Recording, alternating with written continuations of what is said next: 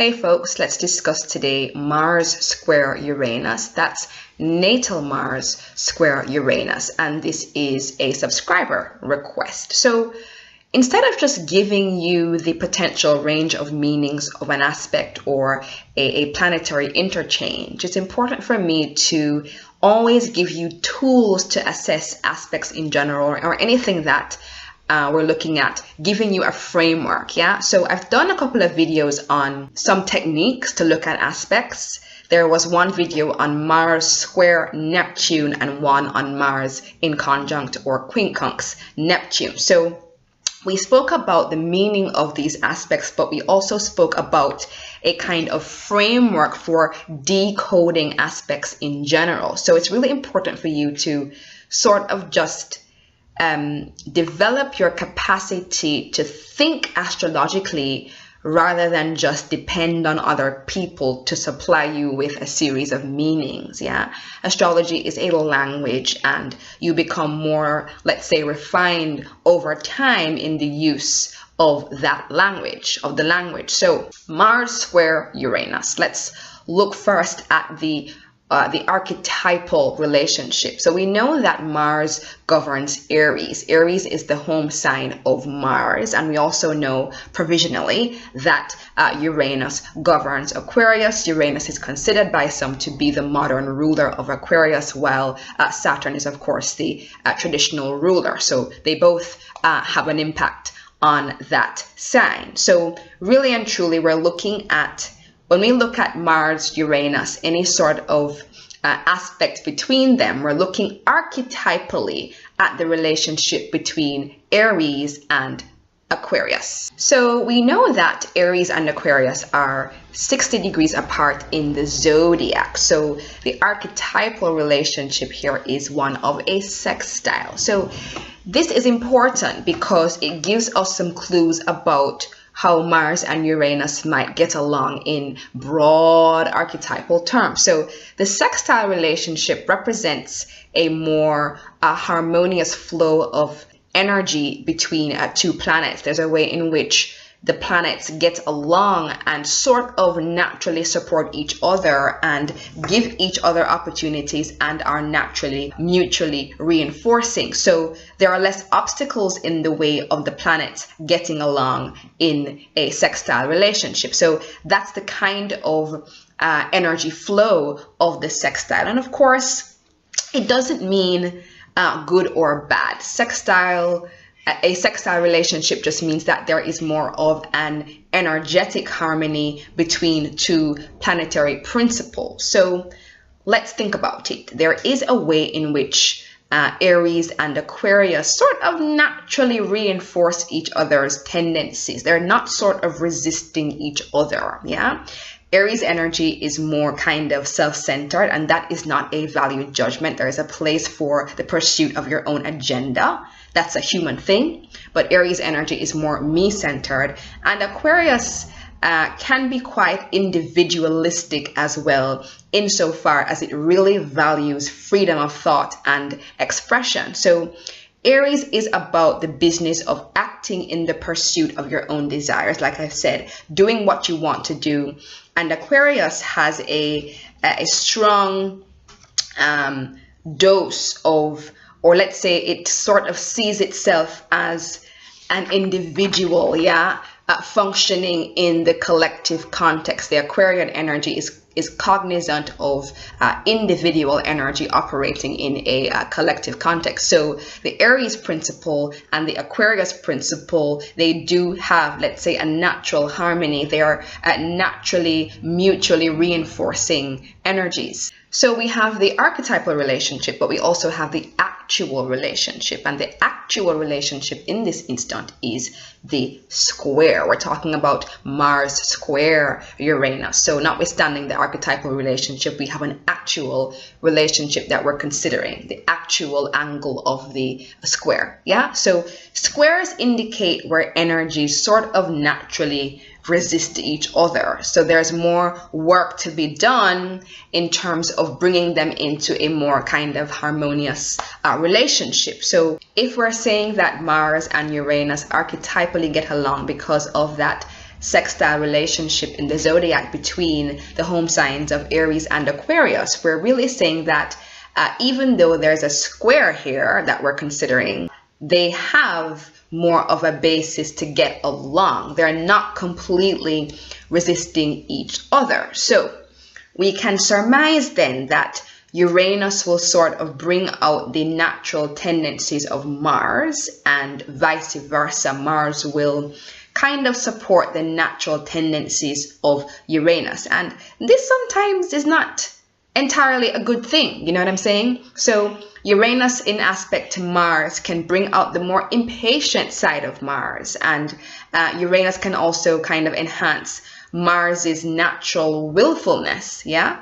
So we also know that when an outer planet and an inner planet are in a relationship, the inner planet absorbs the energy of the outer planet much more than the outer planet is affected by the inner planet. So Uranus will electrify Mars. It will spur Mars to act in ways that are more original and inventive, and in ways that defy the status quo, yeah?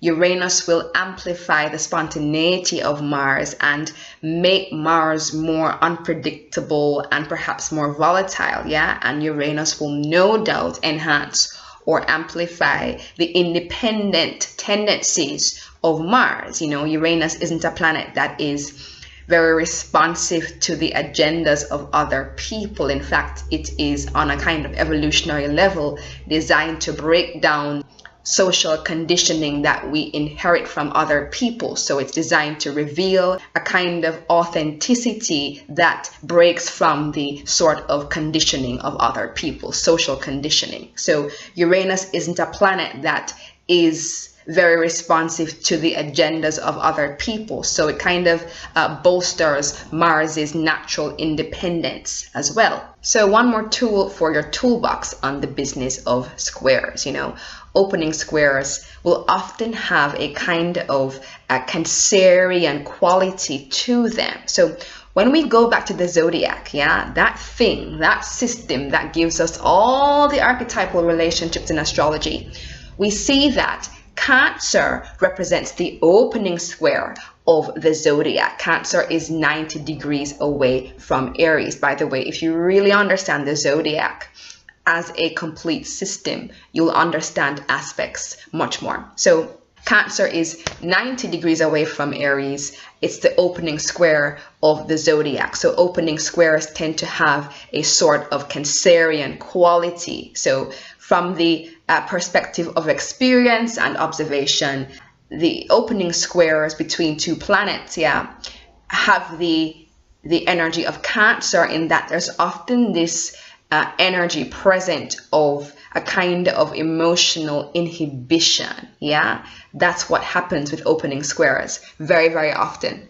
Closing squares, on the other hand, often have the qualities of Capricorn. From Capricorn, there are 90 degrees to Aries to come back full circle to the starting point. So closing squares in general between any two planets often have a kind of Capricornian quality, in that there's often this energy of striving for achievement and a kind of fear of failure, yeah? So that is associated with the interaction between the planets in question when it's a closing square. So as you look at squares between Mars and Uranus in your chart, you may want to kind of have that lens on, keep that lens on as well. So the next step in assessing aspects is having an account of what experiences and beliefs a person with that aspect could have. So what experiences and beliefs might someone with Mars square Uranus have? Well, if there is a kind of inhibition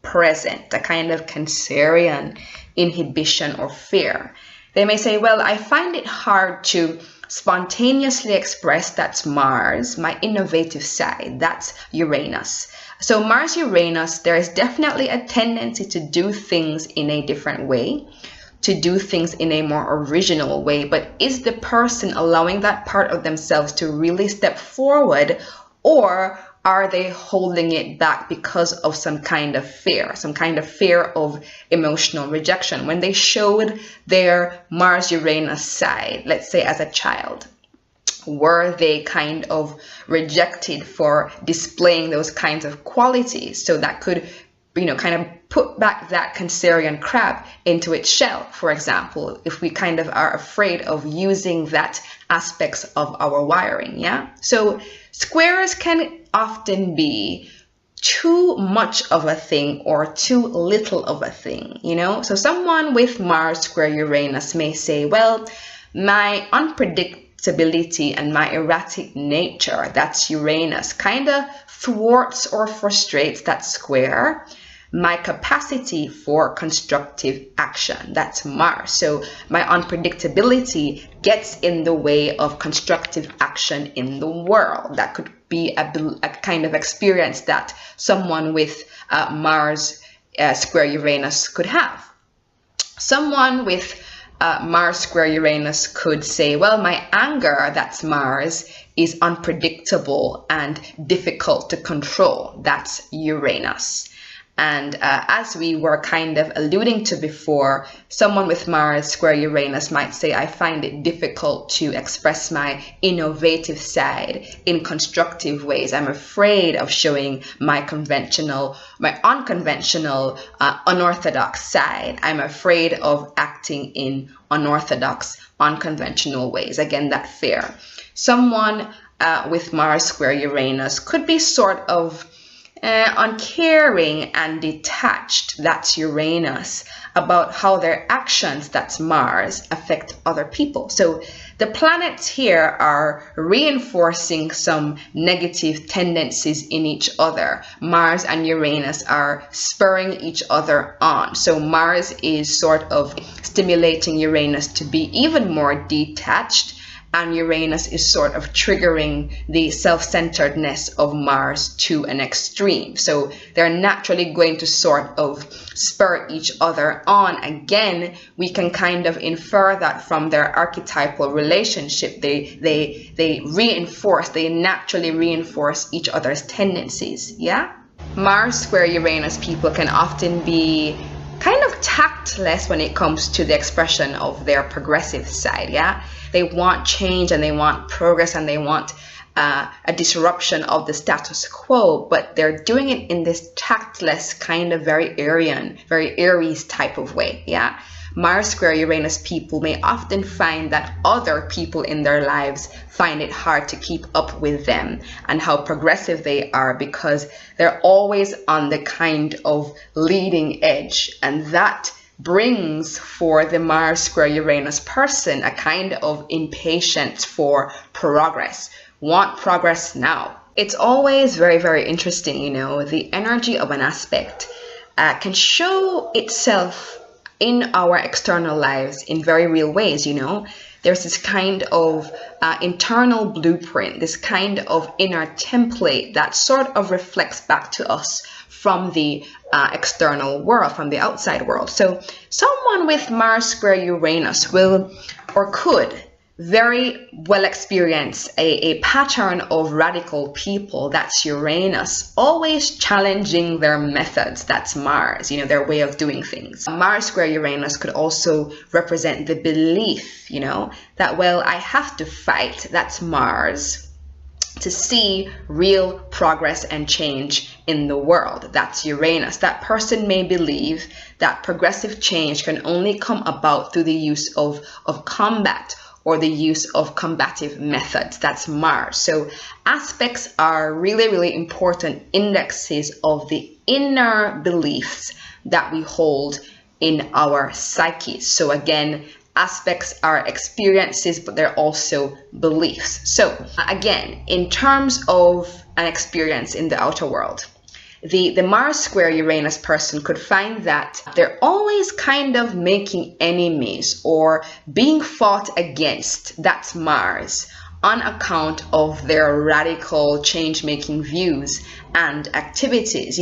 When they tap into their Uranian side, they find that it attracts opposition and enemies or pushback, that's Mars. Then Mars square Uranus, kind of with that underlying Capricornian tone. This can represent a very dynamic, constructive energy designed to, or let's say directed at, building new systems, new progressive systems. You know, the person has an urge to achieve, that's a kind of Capricornian tone there, by creating and building something new, a new system in whatever area of life that might be. And what might drive that person, apart from the urge or desire to build some new kind of system, is a real desire to achieve and to succeed, you know. So it's this Capricornian subtone. I have to do something that revolutionizes a system, and I can't afford to fail at it. I have to succeed at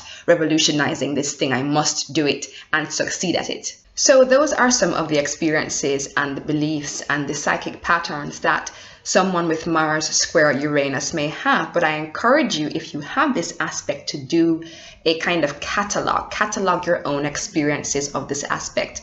Make notes, you know, find a journal somewhere and reflect on it. If you have it, you are in a kind of authoritative position on this aspect. It's part of your own wiring. So therefore, you know, think about it and catalog your own experiences. Of course, though, folks, the caveat is always that aspects refer to a specific part or specific parts of a person's psyche. So you can't reduce a person to an aspect. We also have to match up someone's Mars-Uranus aspect with what else is going on in their chart. What else is going on in a more holistic sense in their chart. So yes, I do work with clients one-on-one, and what we do in these sessions is to unpack aspects in the context of what is going on in their lives. We do this in the context of an astrological counseling consultation. So if you'd like to work with me